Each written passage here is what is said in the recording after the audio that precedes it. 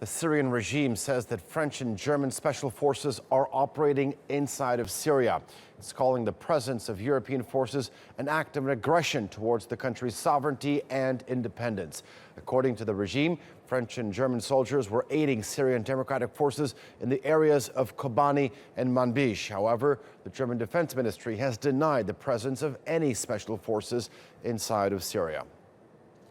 Let's get more on this. Ediz Tiyansan joins us now from the Turkish city of Gaziantep. It's near the Syrian border with more. Ediz, any evidence provided by the Assad regime as to the presence of these French and German special forces?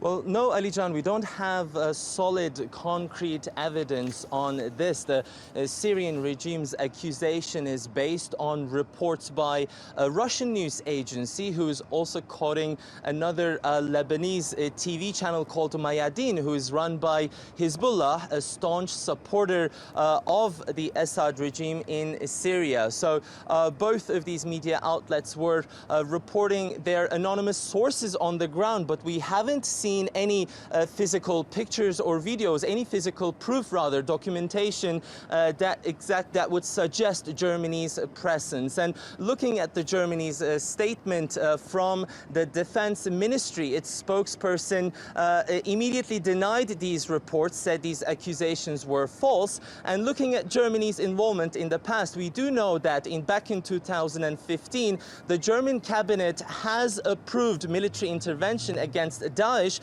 but it wasn't clear on when and how that would be. And to make this a reality, to actually go ahead with the intervention, Germany would have to use a Turkish military base in Adana called İncirlik. And this is still a contested issue going on between Turkey and Germany. We do know from the Turkish deputy prime minister that basically Germany has still not received a green light to go ahead and use its warplanes and military personnel in the İncirlik base here in Adana. Now, it is the alliance known as the Syrian Democratic Forces. They've been operating in northern Syria. How important is this? Talk us about the significance, especially in the operation around Manbij.